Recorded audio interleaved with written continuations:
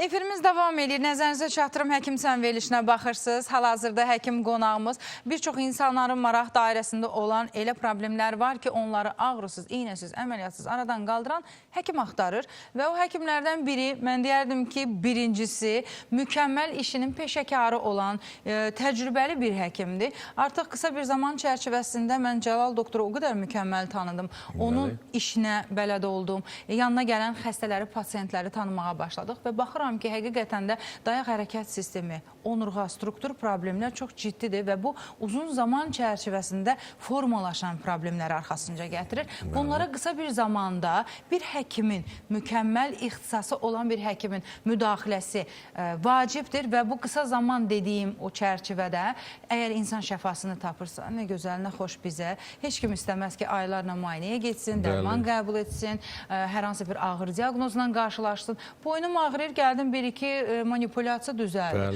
Onurğada əyrilik var, insanlar dərəcəsinə görə qorxur. Çünki niyə?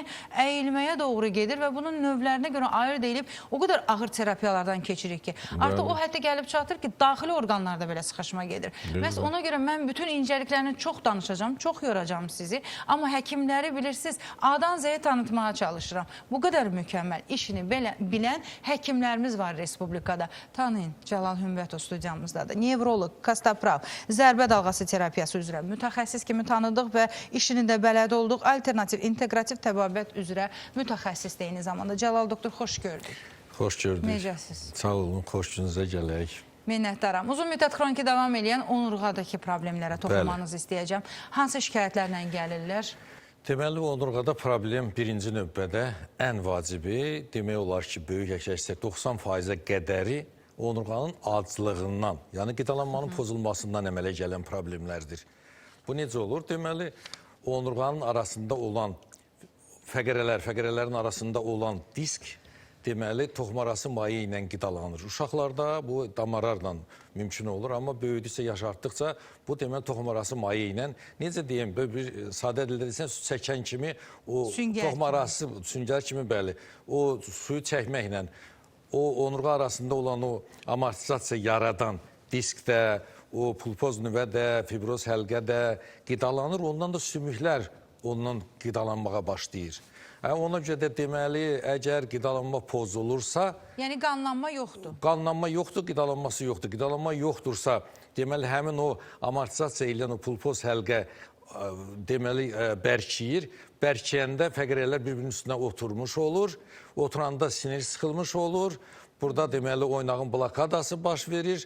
Sonra miyofascialni sindrom baş verir və ağrılar başlayır. Bu bir ən vacibi. Ən vacibi deməli onurğanın qidalanmasının pozulmasıdır. Bunu nə etmək olar? Deməli, bizdə şəhər şəraitində az hərəkət edirik deyə qidalanma təbii pozulur. Bu da ən çox onurğanın hərəkətli olan hissəsi, boyun və bel hissəsi var. Bu hissələrdə qidalanma pozulursa, dediyim kimi fəqər arası diskdə əgər bərkimə gedirsə, gələcəkdə burada fəqərələrin yer dəyişməsi baş verir. Yer dəyişmələr nəticəsində saydığım kimi bu əzəllər deməli sinir sıxılır, sonra miyofascialni sindrom baş verir və ağrılar baş verir. Əsas məsələ ondan ibarətdir ki, bunu çox adam qarışdırır. Bəzən xəstələrdə deyirlər ki, yırtıq var. Əməliyyat olunurlar, amma ağrı getmir. Orada miyofascialni sindrom var. Bu, klassik təbabətdən uzaq bir şeydir. Klassik təbabətdə indi son vaxtlar onu qəbul eləyir. Miyofascialni sindrom nədir? Əsas ağrılarda yer tutan biri də bunlardandır. Budur, miyofascialni sindromdur. Miyofascialni sindrom belədir.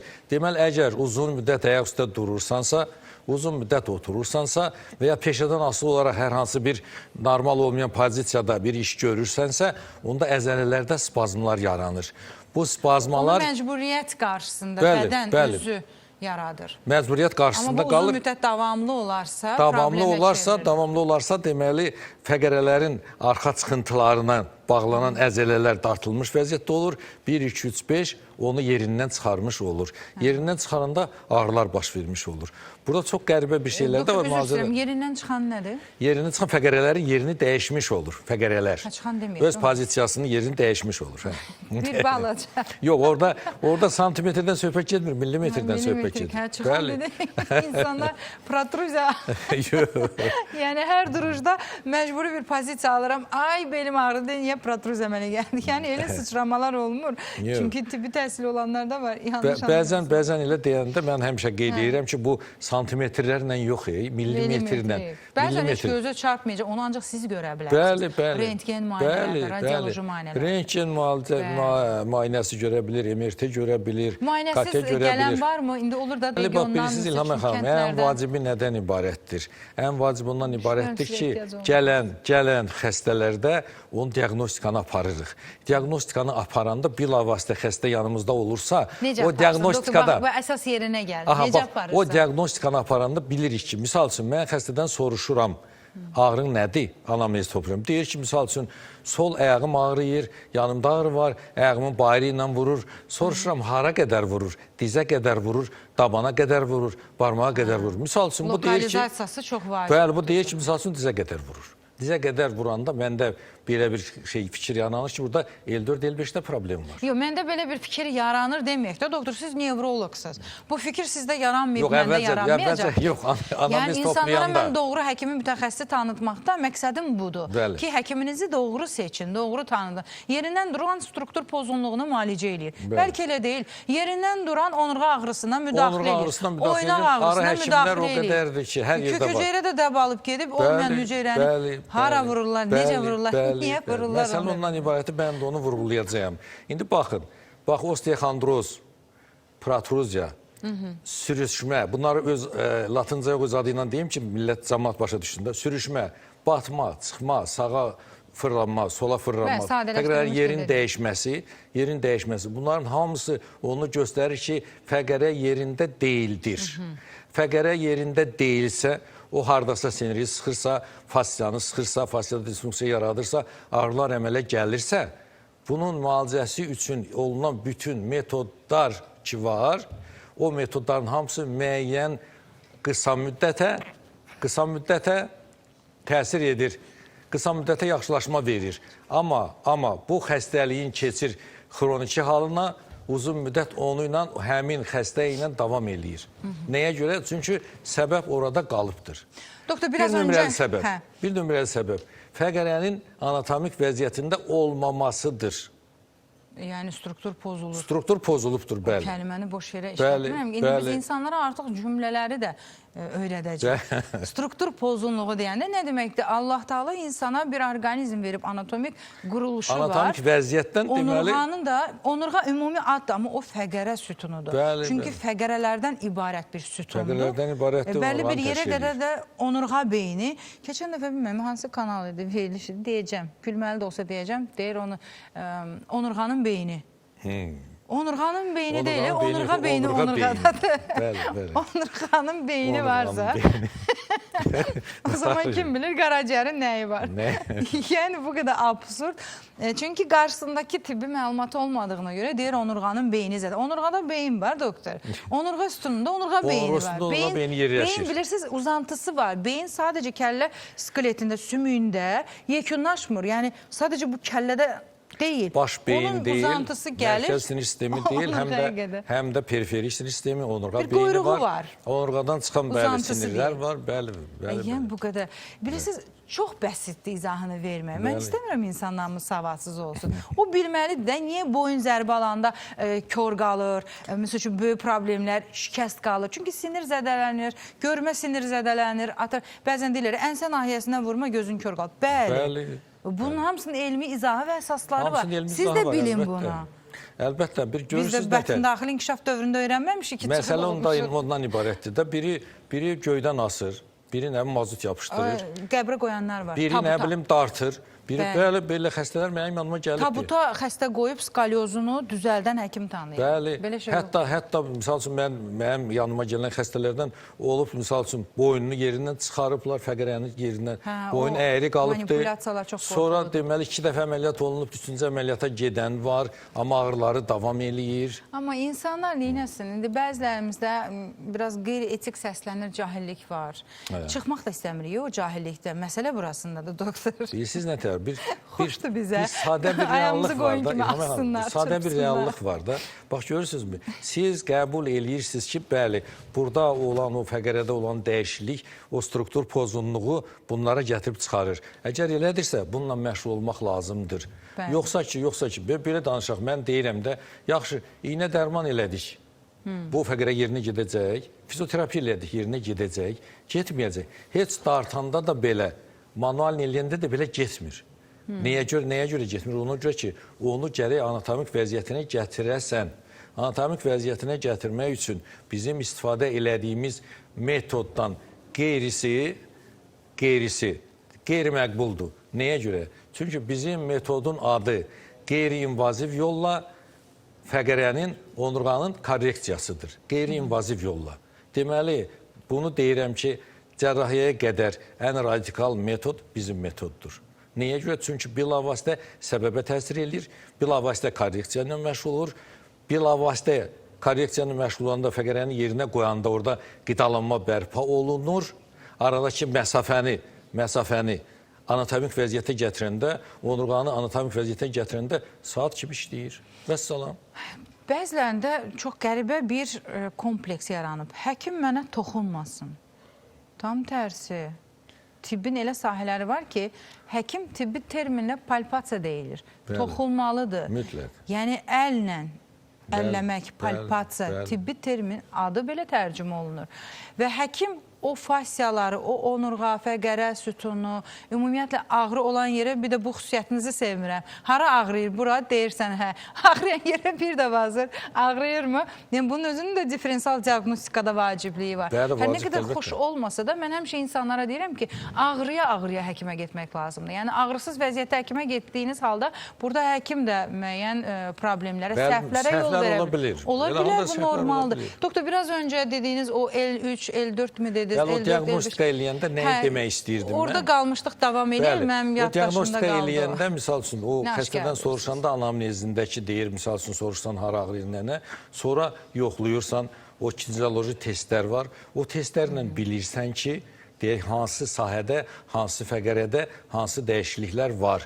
O dəyişiklikləri biləndən sonra bizə bu nə üçün lazım? Birinci növbədə diaqnostikanı qoymaq üçün lazımdır. İkinci növbədə müalicə üçün lazımdır. Təsəvvür eləyin ki, təsəvvür eləyin. Bax, bugün deyək bir dənə 70 yaşında bir qadın korreksiya eləmişəm. Oğlu da yanımdadır. Deymişəm ki, gəlsən də bax. Bu deyir 70 yaşı var. Bu deyir ki, sağ ayağım ağrıyır, yanımda ağrı var, bayırla vurur, baldırma qədər vurur. Bax, onların deyək, o deyən kimi birinci yoxlayıram. O korreksiyanı eləyəndə deyirəm, ağrı keçdim, deyir, keçdi. Doktor, bir dəqiqə, baba o korreksiya deyir sizə, nədir o dalğa terapiya? Yox, korreksiyanı mən əlimlə eləyirəm. Yalnız əlimlə. Terapiyanı da əlimlə eləyirsiniz? Terapiyanı da əlimlə eləyirəm. İynəsiz, dərmansız, əməliyyatsız. Yalnız əlimlə. Əlimdən instrument kimi istifadə eləyirəm. Nə qədər seans gəlmək lazımdır? Problemə bağlı? Deməli, birisi də əsas pasiyentlər gələndə mən deyirəm ki, 2 gün səni, çünki miyofascial sindrom söhbəti bayaq ki dedim, əzələdə o gərginliklər var, 2 gün səni hazırlayacaq, yəni o miyofascial sindroma görə. Amma 3-cü gün korreksiya eləyəcəyəm. O korreksiya eləyəndə deyirəm ki, dəqiq, nə dərəcədə tabi olur, bizim metoddan səni neçə günə, nə vaxtda bunu etmək olar. Vəssalam. Ondan sonra 3-cü gün korreksiya eləyirəm. Korreksiya eləyəndə o ağrılar əgər götürülürsə, o spazmalar gedirsə, o, necə deyərlər, kompensa olunursa, onda demək olar ki, bəli, biz düz yoldayıq və sənə biz kömək eləyə biləcəyik. Elədir. Sonra baxın, bir maraqlı bir cəhəti deyim, bəyək ki, bugünkü qadında, deməli, bu ağrılar getdi. İndi bu deyir ki, mənim dizimin önündə ağrı var. Düşünürsən ki, miyofascial sindrom var, yuxarı döş fəqərələri. Bu, bilirsiniz, klassik təbabətdə Doktor, üzrsən, bütün nevroloqlar, bax, indi onu deyirəm, kakrat, nevroloqlar belə heç vaxt heç kim izah eləyə bilməz ki, Əgər dizin önündə ağrı varsa, sən döş fəqərələrində olan problemi həll edirsən. Döş fəqərələrində olan problemi həll edən kimi o ağrılar gedir. Bu heç nə ilə izah olunan deyil. Düzdür. Amma nə ilə əlaqələndirirsiniz? O miofascialni sindrom. Miofascialni sindromdur. Onu bilmək olur. Məşhur bir alim var, Traves, onun bir əsərləri var, anatomik poezda. Bax, onu biləndə, o liniyaları biləndə onu bilmək olur və o aradan onu götürmək olur. Bilirsiniz, Rəhmə xanım, bəzən elə xəstələr gəlir ki, soruşuram ki, neçə yerə dəymisən? Deyir, ən azı 20 həkimin yanında olmuş. Yalan deyir. Ən azı o birisi deyir 30 həkimin, o birisi deyir yalan belə. Deyir. Yox, yalan deyən də var. Əlbəttə, 5-nə gedən də 15 deyir də. Doktor, 20 dənə nevroloq adı burada olan insanlar sadalasın. 20 yox, 10 dənə nevroloq adı deyin görüm. Heç üçünü bilmirlər. Nəysə, də onlar həm də şişirirlər. Şişirirlər əlbəttə ki, yəni yo, bunu kollegaların ünvanına. O aydındır da. Yanlış həkimə gedibsə 20 nəfər ola bilər. Sən hamdan yaxşısan da o Yəni, xoş deyil belə şeyləri eşitmək. Var da deyir, 100 dənə qapıya getdim, çarəsi yox. Deyirəm, yaxşı, 100-ün qoy kənara, üçünü de. Üçünü de. Üçünü saya bilmir dalbadan. Saya bilmir. Elə absurd şeylər deyirlər ki, doktor. Biləsiniz, insanlar ətraflı müayinə anlayışı yoxdur bəzilərimizdə. Yəni, tutaq ki, bu deyir sizi ağrılarla bağlı. Yəni, o sindromun varlığından xəbəri olmayanlar belə var. Baş ağrısı nevroloji problemdir istərsiniz. Hər kəs baş ağrıyla nevrolog yanına gedir, düzdürmü? Amma bütün baş ağrı səbəbləri nevroloji deyil. Amma sizin yanınıza gəlsin, siz onu taparsınız, ən azından istiqamət verərsiniz. Mən onu deyim. Bütün nevrologlar elə deyil axı. Ora gətirirəm söhbətimi. Baxın, Kastaprav dedim. Yox, bir dəqiqə, doktor, mən imkan verməyəcəm. Kastaprav, mən həkimlərimi tanıtmaq istəyirəm. Mənə o fürsəti verin. Bu söz kəsmək kimi anlaşılmasın. Kastaprav deyirik. Kimdir Kastaprav? Axı, nevroloji sahədən əlavə siz çox ixtisaslar almışsınız. Niyə boş yerə insanlar pulunu da xərcləyir, düzdür, icbari tibbi sığorta xətti ilə də müalicə alanlar var. Amma yanlış müalicələr gedir. Sonra sizin kimi mütəxəssis yanına nəhayət ki, gəlib çıxanda deyir, 30 dənə qapıya getmişəm. Olmamalıdır elə. Biz mütəxəssisləri tanıtmalıyıq. Əlbəttə. Kimdir Kastaprav? Deməli, bax, görürsünüz, baş ağrısına dediniz. Təsəvvür eləyin ki, 5 yaşında uşaq gətiriblər. Bu deyir ki, bunda miqren var. Baxıram, baxanda görürəm ki, birinci fəqərə atlas yerində deyil. Onu korreksiya eləyən kimi uşağın başının ağrıları gedir. Deyirəm ki, bir həftədən gətirin, bir həftədən sonra gətirirlər, deyirlər ki, ağrılar tutmurdu, arada bir tutur, qusmacad heç bir şey daha qalmayıbdır. İkinci dəfə korreksiya eləyəndən sonra demək olur ki, bu problem həll olunur. Demirəm 100% hallarda, amma böyük əksər hallarda yəni miqren diaqnozu qoyulan xəstələrdə belə nəticə almaq olur. Sonra deyək gəlir maraqlı xəstələrdən bir gəlir, deyir gicgahımda ağrı var, qulağımda səs var, çeynəmə çətindir mənə. O da nevroloji olaraq onun izah olunan deyil. Yəni ki, hansı sinir, hansı kökdən gələn nəsə problem var, onu izah etmək çox çətin olur. Yenə miofascialni sindrom bizim köməyimizə çatır. Misal üçün, çərədə gicgahda ağrı varsa, ikinci döş fəqərəsini korreksiya eləyəndə, baxsın, orada problem var. O eləyən kimi gedir. Çox qəribə bir şey var, İlhamə xanım. Çox qəribə gəlir də. O adamlar ki, gəlir o ağrılarla, deyim, bir nəfər gəlibdir, bir cavan oğlan deyir ki, mənim kürəyimin arasında ağrı var. Baxıram ki, fəqərə yerində deyil. Oradan da onu fəqərənin yerinə qoyuram. Deyirəm, indi bax görüm, ağrım. Deyir, ağrı yoxdur. Sən neylə soruşuram, neçə ildir beləsən? İnandırım sizi, deyir, 10 ildir mən bu gündəyəm. Bax, belənçilər də var. İndi doğru olmayan sual verəcəm. Əslində cavabını bilirəm, təminat olmasa da, hər bir insan müraciət edən, doktor, neçə günə düzələcək sualını? Bəli, onu deyirlər əlbəttə. Siz o sırada... Bilirsiniz nə tər, bax, belədir. Mən bəzən deyirəm ki, tutaq ki, ağır vəziyyətdə olan 2 nəfər sürüyə gətirdi, mən bunu 5 dəqiqə korreksiya elədim. Durdu ayağa, cəmaət elə deyir ki, gəlmişəm elə mən də bir dəfəyə canım qutarsın gedim. Elə deyil. Çünki burada mən bəxt dedim ki, 2 gün hazırlayıb, 3-cü gün korreksiya eləyirəm, ondan sonra bir 10-12 gün o kurs davam eləməlidir, axırda təzədən korreksiya olunmalıdır və bərpa dövrü, reabilitasiya dövrü keçməlidir. Onun üçün vaxt lazımdır ki, orqanizm, bilirsiniz nətər, yəni ki, onu təmin elədinsə, qidalanma bərpa olundusa, onun qidalanma normaya düşürsə, bərpa üçün vaxt lazımdır. Orqanizm onu bərpa etməlidir. O, bu vaxt lazımdır ki, bu müddətdə bərpa olunsun. Yoxsa gəldi, bir gün elə düzəltdin və getdi, bundan elə bir şey olmur. Doktor, kimlər müraciət eləsin? Müraciət eləsin, deməli, onurğada o Ağrısı olan hər problemləri kəs. olan hamısı, bax deyim sizə, baş ağrısı, gicgah ağrısı, təzik, boyunda olan ağrılar, qolda olan ağrılar, sonra bədəndə olan mənşəyi bilinməyən ağrılar, qarın boşluğunda olan ağrılar, sonra ayaqlarda olan ağrılar, deməli protruziyalar, yırtıqlar, osteoxondrozlar, sürüşmələr və s. və s. Bunların hamısı müraciət edə bilərlər. Qansız, qadasız, əməliyyatsız, kəsiksiz, əməliyyatsız. Xəstəni incitmədən. Yox, biraz incidirik. Biraz incidirik, karyerində bir balaca incidirik. Amma ki, onun o ləzzətini görür də. Bir 5 dəqiqə incidirsən, onun qalxır çağrıları yoxdur, sevinir. İnandırım sizi, bəlkə də, üzr istəyirəm, bunu bəlkə heç deməli deyildim, amma o gün olmuş ki, kimsə əlimdən ya özümdən öpməsin ki, sən neynədin, mən uc adam oldum qısa müddət. Osteoxondroz biz geniş şəkildə növbəti görüşlərimizdə danışacaq. Bunun üçün 20 dəqiqə, 1 saat, hətta 10 saat belə yetməz və el arasında duzlaşma kimi tanınsa da, bilirsiniz, elə xəstəliklərin bir çoxunda elə travma alan insanların da bugün travmatoloq ortoped deyil, sınıqçı sırasında müalicəsini görürük, yanlış müdaxilələri görürük. Hər nə qədər maarifləndirsək də insanlar nədənsə bəzən asana qaçır.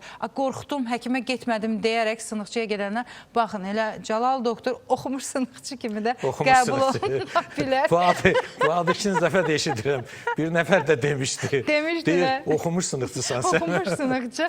Yəni, həqiqətən də nevroloq həkimdir, ixtisası nevroloji sahədir. Bu da nə deməkdir? Artıq bütün sinir sisteminə bələd olan bir şəxsdir. Mütəxəssis həkimdir, nevroloji defisit varmı, yoxmu? Çünki hər ağrı bir siqnal olduğuna görə onun yerləşdiyi yerindən asılı olaraq müəyyən defisitlər meydana gətirə bilər. 50-liyə qədər aparıb çıxaracaq ağrılar və bu ağrını zamanında aradan qaldırmaq üçün müdaxilələr doğru həkim tərəfindən aparılmalıdır.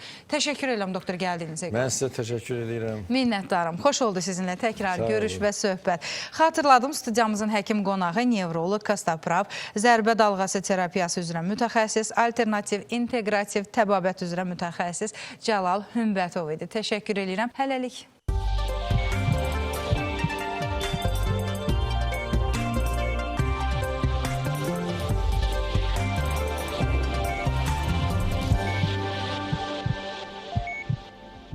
Mən Gülafiyyət Mehdiyeva, Mingəçevirdən gəlmişəm, 68 yaşım var. Küçədə təsadüfən yeriyəndə yıxıldım, ağır travma aldım. 3 ay bundan öncə travmatoloqa getdim, onun dediyi nəsə məni qane eləmədi, əməliyyat dedilər, ağlıma batmadı, istəmədim. Sağ olsun, yaxın bir rəfiqə Mingəçevirdən məni yönəltdi Cəlal həkimin üstünə. Gəldim, elə onun ilk danışığından inandım. Sağ olsun, 10 gün, 13 gün daldala mən gəldim, o işlədi mənim üzərimdə. Çox dəhşətli dərəcədə ağrılarım var idi, dözülməz. Nə qədər ağrı kəsik vurulursa da kömək olmurdu. Sağ olsun, elə ilk anlarından çox yaxşı təsirini gördüm. Belə həkimlərə yer vermək lazımdır, əlləri var olsun. Çox razıyam, artıq 3 ay olur mən bu həkimlə əlaqədəyəm, gəlirəm tez-tez. Müalicəmi davam elətdirirəm. Çox gözəl effektini görmüşəm, mən heç gəzə bilmirdim, uzana bilmirdim. İndi çox şükür özümü idarə eləyirəm.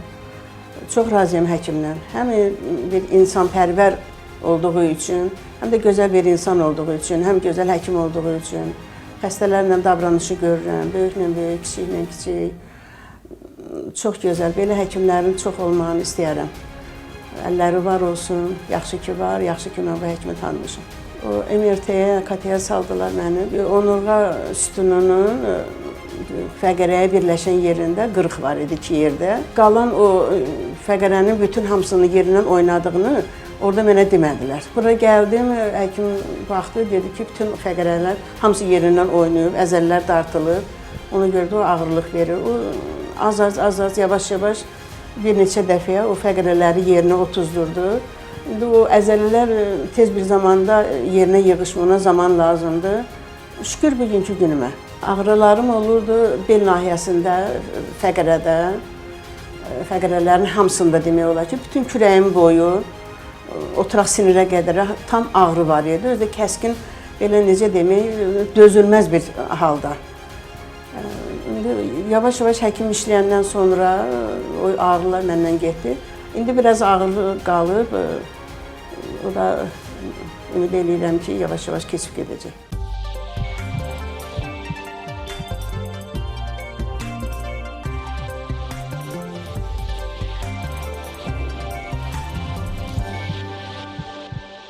Burada ağrı var.